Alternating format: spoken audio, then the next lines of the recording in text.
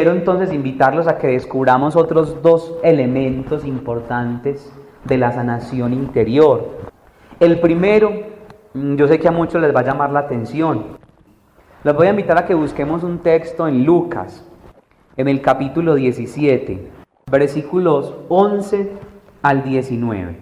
De camino a Jerusalén, pasó por los confines entre Samaria y Galilea.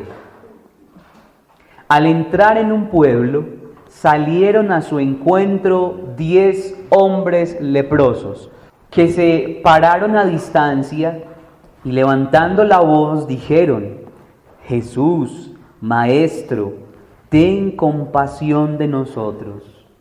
Al verlos, les dijo: Id y presentaos a los sacerdotes. Y resulta que mientras iban, quedaron limpios. Uno de ellos, viéndose curado, se volvió alabando a Dios en alta voz. Y postrándose rostro en tierra a los pies de Jesús, le dio las gracias. Era un samaritano. Dijo entonces Jesús: ¿No quedaron limpios los 10? ¿Dónde están los otros 9? No ha habido quien volviera a dar gloria a Dios, sino este extranjero. Y añadió: levántate y vete, tu fe te ha salvado. Palabra del Señor. Si descubrieron cuál es la clavecita de hoy de la sanación interior, la gratitud, muy bien, eso tiene que ver con la alabanza. Hay otra clavecita ahí entre líneas que es importante. ¿Quién es un leproso real en el mundo bíblico? Un leproso real, ¿quién es? Es un enfermo excluido de la sociedad, pero miren la enfermedad. Mientras el leproso va caminando, se le cayó un dedo, da otro paso, se le cayó una oreja, se le está cayendo la piel, se está muriendo en vida. Y entonces resulta que los leprosos iban con la esperanza de que ese tal Jesús de Nazaret, que hace tantos milagros, que es tan querido, tan bueno, que la gente habla tan bien de él, me va a sanar. Cuando yo me ponga delante de él, va a extender la mano y voy a quedar limpio. Y resulta que Jesús, ¿qué fue lo que les dijo?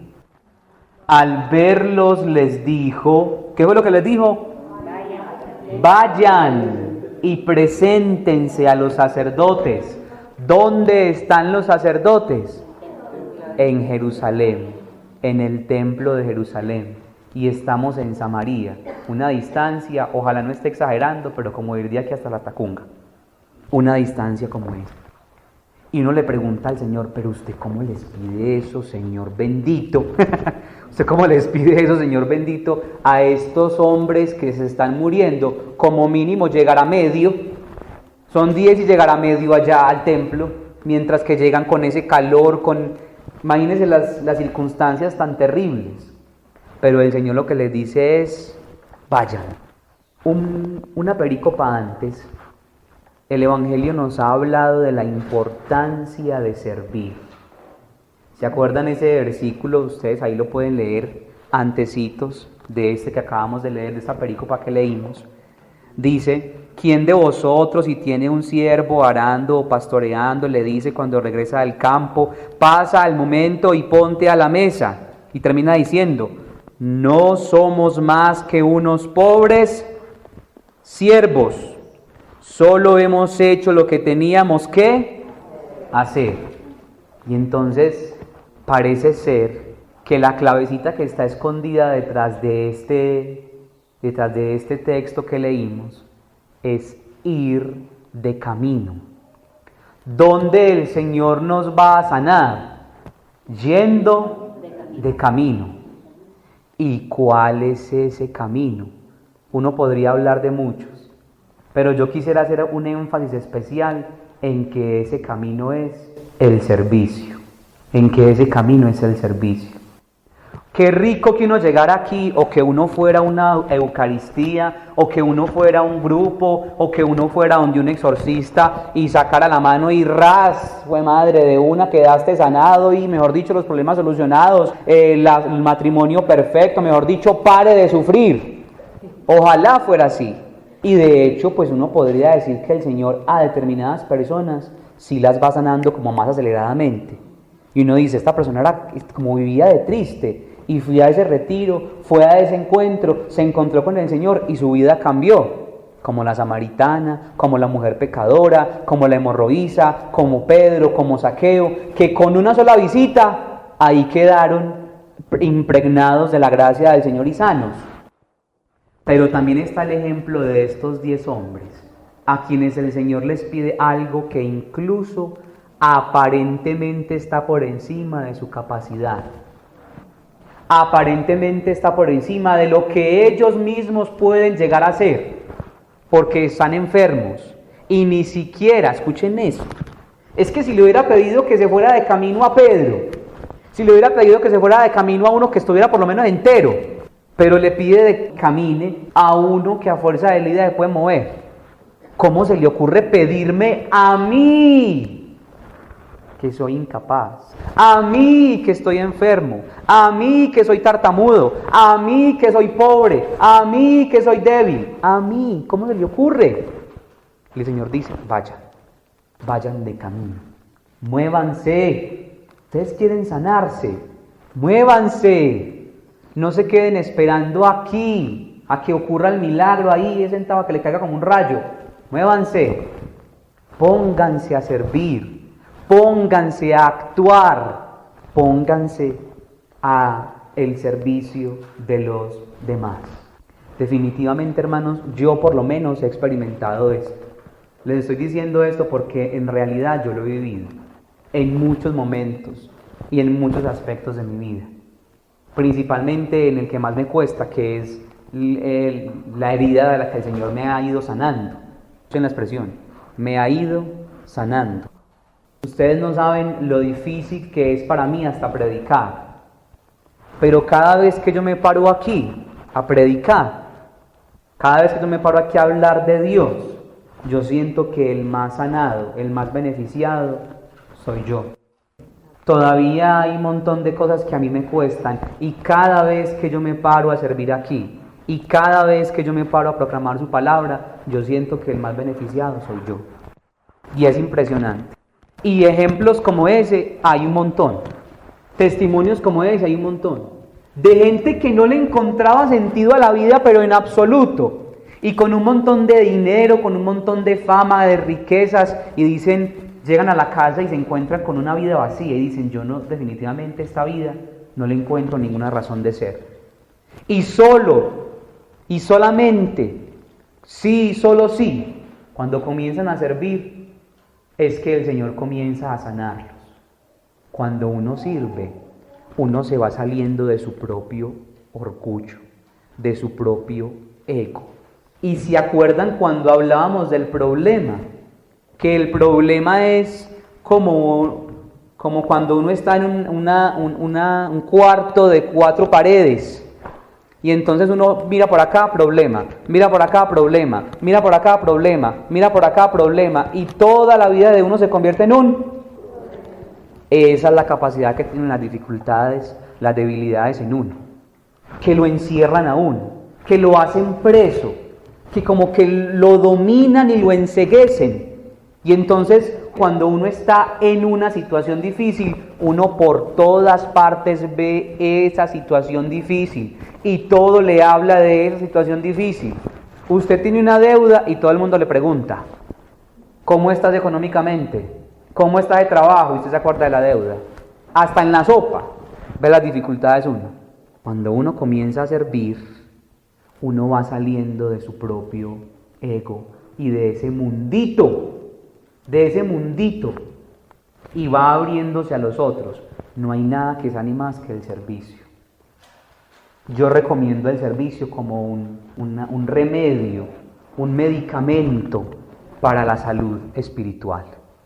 Y hay gente que se la pasa toda la vida esperando a que el Señor la sane sentados en una casa o queriendo escuchar. Y uno les dice, hermano, tenés que contar tu testimonio. Hermano, tenés que comenzar a servir en tu comunidad. hermano, hay un montón de funciones por hacer, ayúdame a evangelizar, ayúdame en la radio, ayúdame no sé dónde. Y la gente, no, pero es que hágale, vaya de camino. Y es mientras uno va de camino que se va sanando. La sanación del hombre que se devolvió a dar gracias fue doble. Porque mientras iba de camino, imagínense ustedes, así como estilo película, mientras iba de camino se le sanaba un pie y la piel como la de un niño, mira bebé, mira estoy como un bebé, me estoy sanando, y da otro paso, el otro pie, mira bebé, me sané otra vez, y las manos y la cara, y mientras iba caminando y se iba limpiando, iba pensando en todo lo que podría volver a hacer, y entonces a cada paso que daba decía, y voy a poder ver a mi mamá, y voy a poder ver a mi esposa, y voy a poder abrazar a mis hijos, voy a volver a poder comer con ellos, voy a poder entrar al templo. Y fue dejando que su corazón se llenara de esa alegría y de ese gozo, y dice la palabra que se devolvió alabando a Dios. Mientras uno va de camino, haciendo el esfuerzo que le toque hacer, el Señor va sanando. Pero es importante, de nuevo, que usted vaya reconociendo que mientras va de camino, el Señor va obrando la sanación. Porque uno puede quedarse también en las mismas de siempre. Y entonces el servidor, el que ya sirve, y después de que el Señor ha pasado, va y se sienta en una silla a quejar. Pues comience usted a reconocer lo que Dios está haciendo, lo que Dios está obrando. Porque es desde ahí, desde donde brotará la alabanza y la sanación más importante, que es la sanación del corazón. Cuando este hombre iba caminando, no solamente reconoció su salud física, sino que comenzó a reconocer todo lo que Dios estaba haciendo, todo lo que Dios le estaba devolviendo. Es que un leproso no podía ni siquiera acercarse a su esposa, ni a sus hijos, a nadie. Era un muerto en vida. Y comienza a reconocer, Dios, todo lo que está haciendo por mí, voy a volver a hacerlo. Y comienza la alabanza. Yo pienso que ese camino al que el Señor invitó a los leprosos es el camino del servicio. Porque justamente es cuando uno sirve que uno se va dando cuenta que las cosas se van limpiando, que el corazón se va limpiando, que la vida se va sanando. Cuando uno sale de sí mismo, cuando uno es capaz de entregarse a los otros, el servicio. ¿Ya ha pensado usted dónde le gustaría servir? ¿Ya ha mirado usted el lugar para su servicio? El servicio va a ser entonces el lugar donde Dios lo va a sanar a usted y donde va a sanar su corazón y mi corazón. Poco a poco, lentamente, es que es paso a paso. Se supone que el objetivo era Jerusalén, bastante lejos, y hay que caminar, y hay que ir. Pero el Señor no nos prueba más allá de nuestras fuerzas. El Señor no nos pone una tarea que supere nuestras fuerzas. El Señor siempre conoce de qué estamos hechos. Y cuando nos toque caminar por algo que no somos capaces, Él mismo nos va a cargar. Él mismo nos carga. Él mismo nos levanta. El servicio. Se van dando cuenta que estas clavecitas que estamos viendo para la sanación interior dependen mucho de nuestro esfuerzo. Y de la mano de esta hay otra clavecita para la sanación interior que es hermosa, que está en el libro del Eclesiastés, capítulo 3, del 1 al 8. Y ese texto que vamos a leer hace parte de un poema hermoso al tiempo. Yo creo que para que el Señor nos sane, necesitamos darnos tiempo y necesitamos tener paciencia. Voy a leerles este hermoso texto. Todo tiene su momento y cada cosa su tiempo bajo el cielo. Su tiempo el nacer y su tiempo el morir. Su tiempo el plantar y su tiempo el arrancar lo plantado. Su tiempo el matar y su tiempo el sanar. Su tiempo el destruir y su tiempo el edificar. su tiempo el llorar y su tiempo el reír, su tiempo el lamentarse y su tiempo el danzar, su tiempo el lanzar piedras y su tiempo el recogerlas, su tiempo el abrazar y su tiempo el separarse, su tiempo el buscar y su tiempo el perder, su tiempo el guardar y su tiempo el tirar, su tiempo el rasgar y su tiempo el coser, su tiempo el callar y su tiempo el hablar, su tiempo el amar y su tiempo el odiar, su tiempo la guerra y su tiempo la paz. ¿Qué gana el que trabaja con fatiga? El tiempo. Nosotros vivimos acelerados y queremos que todo sea instantáneo. Sobre el tiempo el ser humano no tiene ninguna clase de control, ni sobre su pasado, ni mucho menos sobre su futuro. De pronto uno sí puede caminar hacia un futuro X o Y de acuerdo a sus decisiones y a sus caminos. Pero como que tratar de devolverse en el tiempo y cambiarlo y transformarlo a mi antojo. El tiempo es un señor muy fregado. Pero una de las enseñanzas que deja la película aquella es que lo que sí podemos hacer es aprender de él. Todo tiene su tiempo, todo tiene su momento. A nosotros hoy nos mata la ansiedad por hacer las cosas rápido, porque todo sea ya. Y sobre todo a los muchachos hoy en día les da muy duro esta sociedad de lo fast, de lo rápido, ¿cierto? De lo rápido, de lo inmediato, de lo instantáneo. Quieren vivir su vida ya, porque es que no hay futuro, entonces vívala ya. Y como es de bueno uno aprender a disfrutar cada tiempo, cada momento. Cuando las personas van llegando a su edad adulta, van haciendo como una especie de examen, ¿no? Yo como que a veces veo que es así. Las abuelitas cuando comienzan a contar las historias y su abuelito, y uno se sienta con las abuelitas y uno es feliz porque le cuentan toda la vida del abuelito y uno se sabe la historia de todos sus antepasados gracias a la abuelita. Porque comienzan como a contar todo lo del pasado, comienzan a contarlo todo, comienzan a hacer como una especie de examen. Y cada vez que van haciendo como ese examen, hay un momento en el que se quedan calladas y dicen: ¿qué momentos aquellos? Y entonces uno como que dice: sí, qué bacano esos tiempos, qué buenos esos momentos, qué rico esa época, maravillosa. Incluso a veces nos volvemos extra nostálgicos y decimos: es que los mejores tiempos ya pasaron y nunca volverán, ¿cierto? Aquellos diciembres que nunca volverán, como dice la canción. ¿Por acá se canta esa canción o no? Aquellos diciembres que nunca volverán. Y entonces se nos vuelve la vida en aquellos diciembres. Cuando ellas hacen como esa remembranza nostálgica del pasado, uno dice: sí, qué lindo. Pero también uno podría hacerle la pregunta: abuelita, ¿y cuando estabas en esa época disfrutaste tanto ese momento como lo estás disfrutando ahora que lo estás recordando? Cuando estabas viviendo ahí, que estabas con el viejo, con el abuelito, que te molestaba y todo, pero era tan querido, tú veías en el abuelito todas las cosas buenas que estás viendo ahorita y que recuerdas con tanto cariño. Y probablemente uno se va a encontrar con una sorpresa de que es ya que uno se da cuenta que no alcanzó a disfrutar. Es ya que uno reconoce que ese pasado fue muy lindo y que yo definitivamente no fui capaz de disfrutarlo.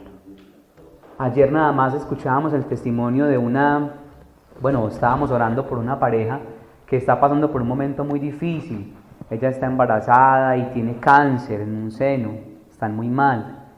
Y entonces nos preguntaba alguien: ¿qué tenemos que hacer? ¿Cómo tenemos que orar? Y yo le decía: yo siento que lo que hay que pedirle al Señor es que nos regale la capacidad de ver la bendición escondida detrás de este aparente fracaso.